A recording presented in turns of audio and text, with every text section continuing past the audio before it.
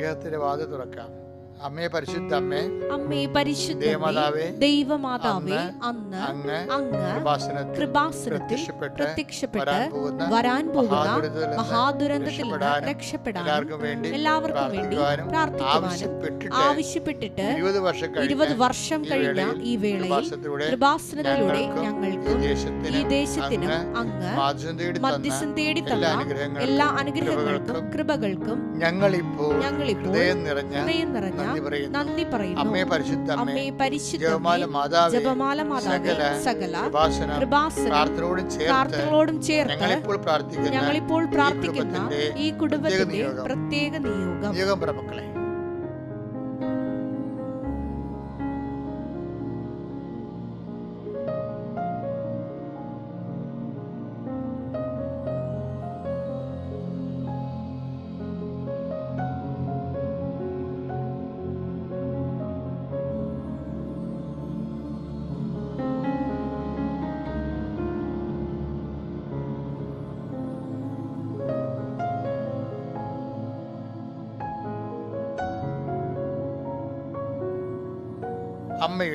അമ്മയുടെ പ്രത്യക്ഷീകരണത്തിന്റെ ഈ ദ്വാദശക വേളയിൽ ഞങ്ങൾക്ക് സാധിച്ചു തരുവാൻ കനിയണമേ. വിശ്വാസ പ്രമാണം.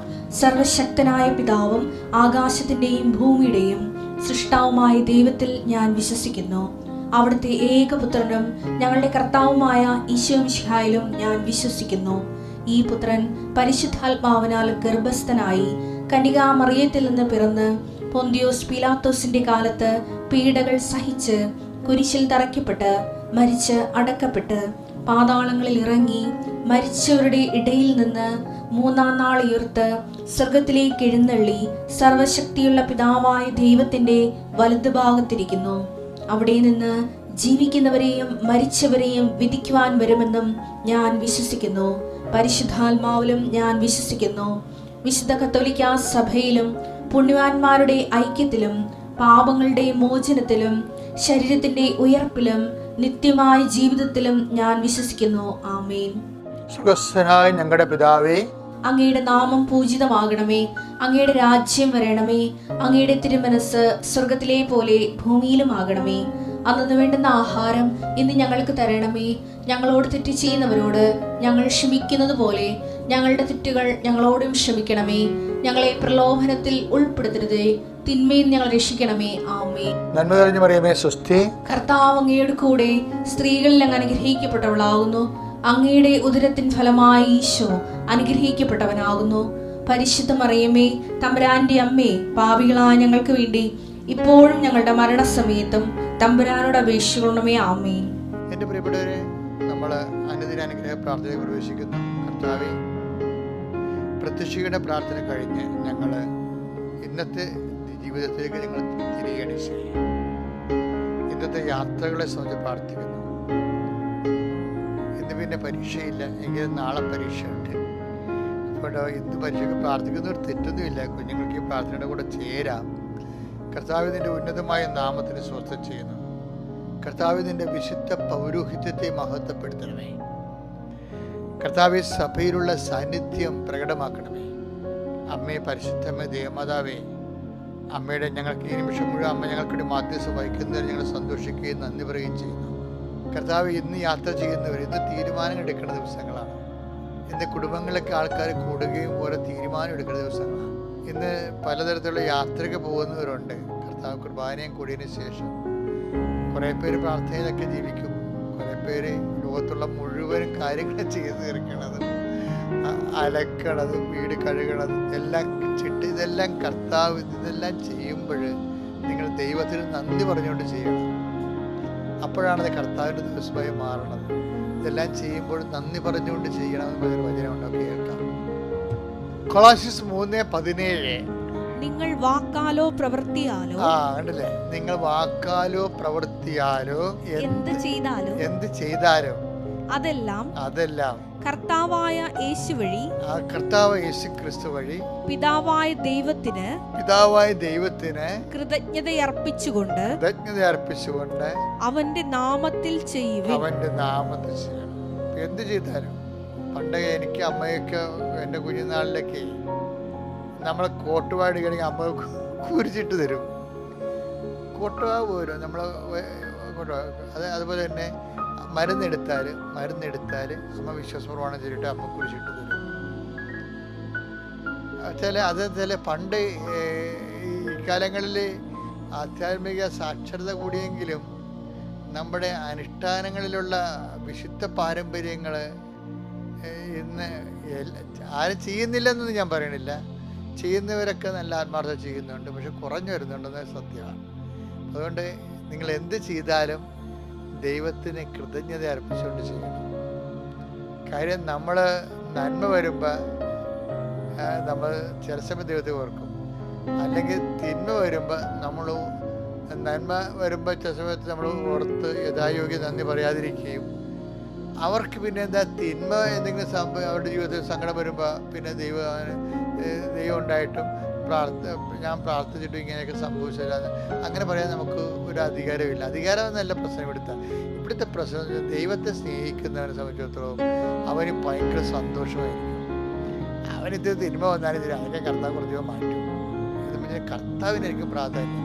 കർത്താവിൽ നിന്ന് കിട്ടുന്ന ചൂടിനും തണുപ്പിനും ഒന്നുമല്ല പ്രാധാന്യം. ചിലക്ക് തണുപ്പിനും ചൂടിനുമാണ് പ്രാധാന്യമെങ്കിൽ നിങ്ങൾ ചൂടിനെയും തണുപ്പിനെയുമാണ് ആശ്രയിച്ചാണ് ജീവിക്കുന്നത്. മനസ്സിലായില്ലേ? ദൈവത്തിൽ നിന്ന് ചൂടും വരും തണുപ്പും വരും. പക്ഷെ അതേസമയം തന്നെ നമ്മൾ ആ ചൂടിനും തണുപ്പിനുമാണ് പ്രാധാന്യം കൊടുക്കണമെങ്കിൽ, നല്ല അനുഭവങ്ങൾക്കും മോശം അനുഭവങ്ങൾക്കാണ് പ്രാധാന്യം കൊടുക്കണമെങ്കിൽ നമ്മുടെ ദൈവം അനുഭവങ്ങളായിട്ട് മാറും. ദൈവമായിരിക്കണം മാറത്തില്ല, ദൈവത്തിനായിരിക്കണം പ്രാധാന്യം, ചൂടിനും തണുപ്പിനും ആയിരിക്കരുത്. ഞാൻ പറയുന്നതൊക്കെ മനസ്സിലാകുന്നുണ്ടല്ലോ അല്ലേ?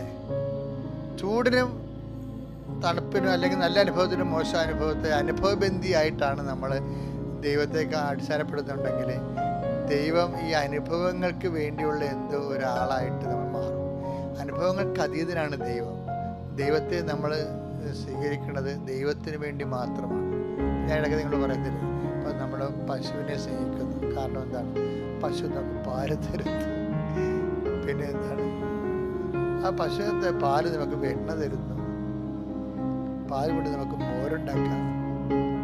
അപ്പം അത് അങ്ങനെ ഓരോ കാര്യങ്ങൾ പറയാം. അപ്പോൾ ഇതൊന്നും തരാത്തൊരു കാലത്താകുമ്പോൾ നമ്മൾ പശുവിനെ വീട്ടിൽ കളയത്തില്ലേ? അതാണ് പ്രശ്നം. അതുപോലെ തന്നെയുള്ള ഒരു അപ്രോച്ചാണ് ഒരു കന്നുകാലികളോട് വീട്ടുമൃഗങ്ങളോടുള്ള ഒരു അപ്രോച്ചാണ് ചെറിയ ദൈവത്തോട് കാണിക്കുന്നത്. എന്ന് വെച്ച് കഴിഞ്ഞാൽ അനുഭവങ്ങൾ നല്ലതല്ല എന്നുണ്ടെങ്കിൽ പ്രാർത്ഥന നമ്മൾ കുറക്കും. അപ്പം നമുക്കറിയാം നമ്മുടെ എന്തോ ആവശ്യത്തിന് അധിഷ്ഠാനമാക്കിയാണ് ദൈവത്തെ വെച്ചിരിക്കണമെന്നാണ്. അപ്പം നമ്മുടെ ഒരു ദൈവമാണ്. ഇപ്പോൾ ഒരു ബുക്കില്ലേ, ഗോഡ് ഓഫ് സ്മോൾ തിങ്സ്, ചെറിയ കാര്യങ്ങൾ തമ്പുരാൻ. ശരിക്കും പറഞ്ഞാൽ നമ്മുടെ വിശ്വാസത്തിലുള്ളതാണിത്. നമ്മൾ അനുഭവത്തെ അടിസ്ഥാനപ്പെടുത്തിയാണ് ദൈവത്തെ അവലംബിക്കുകയാണെങ്കിൽ നമ്മുടെ ദൈവം കുഞ്ഞു ദൈവമാണ്, അനുഭവങ്ങളുടെ ദൈവം മാത്രമാണ്.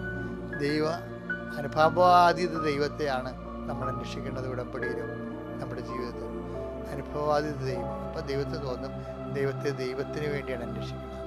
പലപ്പോഴും അനുഭവങ്ങൾക്ക് അങ്ങനെ കുറച്ചിൽ വരേണ്ട, ദൈവത്തോട് ഇടപെടുമ്പോൾ അനുഭവങ്ങൾക്ക് അങ്ങനെ കുറച്ചിൽ വരേണ്ട കാര്യമില്ല. എന്ന് വെച്ച് കഴിഞ്ഞാൽ ദൈവത്തിൻ്റെ ഒരു പൊതു പോളിസിയുണ്ട്.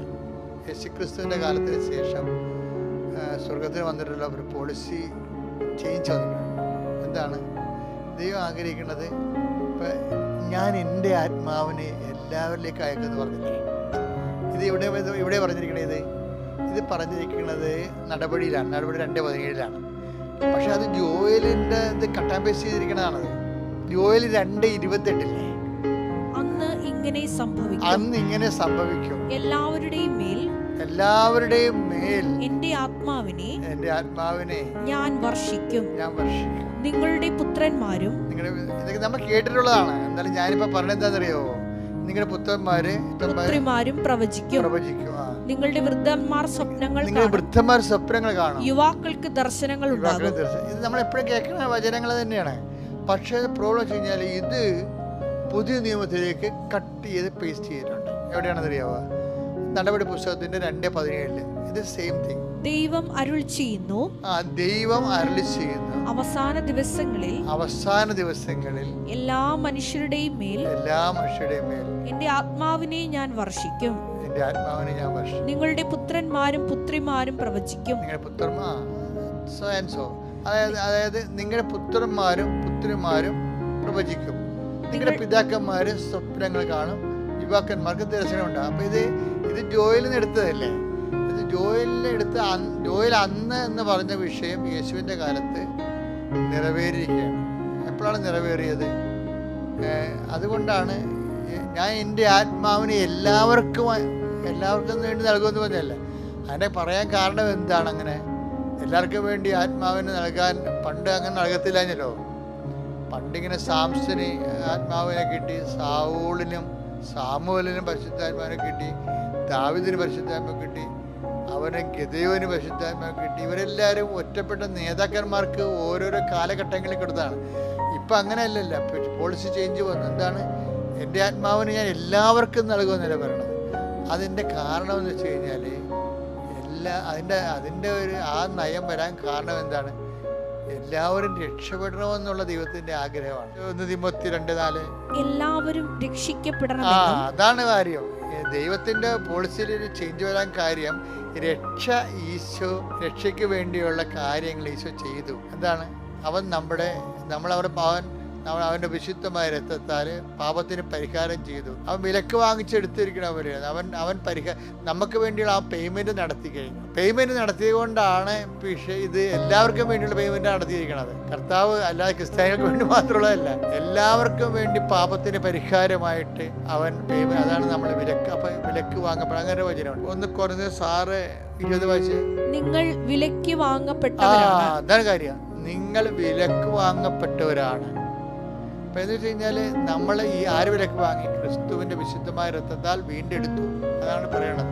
അപ്പം അങ്ങനെ വരുമ്പോൾ അത് ഈശോ പേയ്മെൻറ്റ് ചെയ്തപ്പോഴേ കുറച്ച് ഒരു രാജ്യത്തിലെ കുറേ ആൾക്കാർക്കല്ലേ ജനിക്കണത്. ജനിക്കാൻ പോകുന്ന ഈ ഭൂമി മനുഷ്യവാസവും നിലനിൽക്കുന്നുള്ള കാലമുള്ള എല്ലാ മനുഷ്യർക്കും വേണ്ടിയുള്ള പേയ്മെൻറ്റാണ്. അതുകൊണ്ടാണ് കാര്യം എന്താണ്? എല്ലാ മനുഷ്യരും രക്ഷപ്പെടണമെന്ന് ആഗ്രഹിക്കുന്നു, സത്യമാർഗം സ്വീകരിക്കണമെന്ന് ആഗ്രഹിക്കുന്നു, കർത്താവിൻ്റെ മാർഗം സ്വീകരിക്കണമെന്ന് ആഗ്രഹിക്കുന്നുണ്ട്. അപ്പം അങ്ങനെ വരുമ്പോഴേ ആണ് ഇതുപോലെ മുമ്പത്തെക്കാൾ ഈ വിഷയത്തിനെ കുറച്ചുകൂടി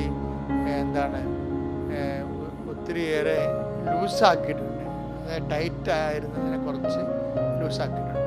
എന്ന് വെച്ച് കഴിഞ്ഞാൽ ഞാൻ ഇങ്ങനെ നാട്ടുഭാഷ ഉപയോഗിക്കുന്നത് ഈ ബൈബിൾ ഇങ്ങനെയും പറയാം എന്ന് നിങ്ങൾ മനസ്സിലാക്കണം. അല്ലാതെ ബൈബിൾ ഇങ്ങനെ ഇടിച്ചു കുത്തി ഒരു പ്രത്യേക സ്റ്റൈലിൽ മനുഷ്യർക്ക് മനസ്സിലാക്കാത്ത രീതിയിൽ സംസാരിക്കാം. ബൈബിള് ക്ലാസിക്കലായിട്ട് സംസാരിക്കാം, ശാസ്ത്രീയമായിട്ട് സംസാരിക്കാം. എന്ത് സംസാരിച്ചാലും ബൈബിൾ കൊണ്ട് ഉദ്ദേശിക്കണത് എന്താണ്? ആത്മരക്ഷയല്ലേ? അതാണ് വിഷയം. ആത്മരക്ഷയെക്കുറിച്ച് പറയാതിരിക്കുകയും ബൈബിളിനെ കുറിച്ച് താത്വിക പ്രബോധനം നടത്തുകയും ശാസ്ത്രീയ അവബോധം ഉണ്ടാക്കുകയും ചെയ്താൽ ആർക്ക് എന്നാ ഗുണം കിട്ടാനും? അത് ക്ലാസ് വരെ ഓക്കെ, അങ്ങനെയുള്ള ട്രെയിനിങ് സെൻറ്ററിലൊക്കെ ഓക്കെയാണ്. പക്ഷേ ബൈബിള് പൊതുജനങ്ങളിലേക്ക് കൊണ്ടുവരുമ്പോൾ അവൻ്റെ ആത്മരക്ഷയ്ക്ക് വേണ്ടി എഴുതപ്പെട്ടിരിക്കണമെന്നുള്ളൊരു ബോധ്യത്തിൽ നിന്ന് അവൻ്റെ രക്ഷ ഈ ബൈബിള് കൈമാറ്റം ചെയ്യുന്ന ആൾ ഉറപ്പുവരുത്തുന്ന ആ ലളിതമായ ഭാഷയിൽ അവനിലേക്ക്. അപ്പോൾ അതാണ് ഞാനെപ്പോഴും ചെയ്യണത്. അല്ലാതെ ഞാനിങ്ങനെ ഉഴപ്പി സംസാരിക്കാനല്ലേ ശരിക്കും പറഞ്ഞു.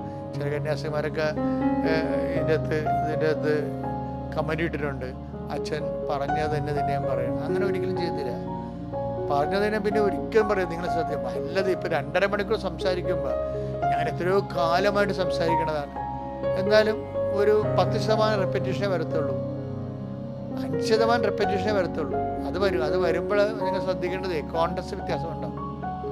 പറഞ്ഞതിന് തന്നെ പറയുകയല്ല, അതിൻ്റെ ലിങ്കും ലൂപ്പിങ്ങൊക്കെ എല്ലാം ഭയങ്കര വ്യത്യാസം ഉണ്ടാവും. അപ്പോൾ പുതിയൊരു വേർഷനായിട്ടായിരിക്കും, പാഠഭേദമായിട്ടായിരിക്കും വരണത്. പിന്നെ ഇവിടെ ഇപ്പോൾ ഒരു പ്രശ്നം ഉള്ളതെന്ന് വെച്ച് കഴിഞ്ഞാൽ ഉടമ്പടി ധ്യാനത്തിൽ വരുന്ന ചില കാര്യങ്ങൾ ഡെയിലി ബ്രെഡിൽ വരും. ഉടമ്പടി ധ്യാനത്തിൽ വന്നിട്ടുള്ളൂ. അപ്പോൾ ഉടമ്പടി ധ്യാനം കൂടിയിട്ടുള്ള ആൾക്കാർ ചിലപ്പോൾ ഡെയിലി ബ്രെഡിൽ വരുമ്പോൾ അച്ഛൻ അവിടെ പറഞ്ഞല്ല സ്വാഭാവികമായിട്ട് പറയാം. കാര്യം ഇത് രണ്ട് കമ്മ്യൂണിറ്റിയാണ് ഉദ്ദേശിക്കുന്നത്. ഇത് ഓപ്പൺ ഫോർ ദി ജനറൽ പബ്ലിക്കാണിത്. വചനം ഉടമ്പടി ഈ നമ്മളിവിടെ ഡെയിലി ബ്രെഡിൽ പറയുന്നത്. അപ്പോൾ ചിലപ്പോൾ അത് നിങ്ങൾ ക്ഷമിക്കണം. അല്ലെങ്കിൽ അത് 2 പ്രാവശ്യം കേട്ടുകൊണ്ടല്ലോ കുഴപ്പമൊന്നുമില്ല. 2 പ്രാവശ്യം പ്രധാനം കേട്ടതുകൊണ്ടേ അത് ഓർമ്മിക്കുമല്ല. ചില വചനങ്ങൾ ചില സമയത്ത് നല്ല ക്യാപിറ്റൽ വേർഡ്, കീ വേർഡൊക്കെ ഉണ്ടാകും. അതൊക്കെ ഉടമ്പടിയുടെ അതൊക്കെ ഞാൻ നിങ്ങളെ ഓർമ്മിച്ചുകൊണ്ടിരിക്കും. അത് സഭയുടെ ഒരു പാരമ്പര്യമാണത്. 2:10 എടുത്തേ. നിങ്ങൾ ഇക്കാര്യങ്ങൾ അറിയുകയും നിങ്ങൾ ഇക്കാര്യങ്ങൾ അറിയുകയും നിങ്ങൾക്ക് ലഭിച്ചിരിക്കുന്ന സത്യത്തിൽ ഉറച്ചു നിൽക്കുകയും നിങ്ങൾക്ക് ലഭിച്ചിരിക്കുന്ന സത്യത്തിൽ ഉറച്ചു നിൽക്കുകയും ചെയ്യുന്നെങ്കിൽ അവയെക്കുറിച്ച് എപ്പോഴും നിങ്ങളെ ഞാൻ ഓർമ്മിപ്പിച്ചുകൊണ്ടിരിക്കും. അപ്പൊ ചില ഉടമ്പടി വചനങ്ങൾ റെക്കറെയ്ത് വരും. അത് ഓർപ്പിച്ചുകൊണ്ടേ ഇരിക്കുന്നതാണ് ശരിക്കും പറഞ്ഞത്. അപ്പൊ കേട്ടവർക്ക് അതിനെക്കുറിച്ച് ചിന്തിക്കാനും ആലോചിച്ച് മനസ്സ്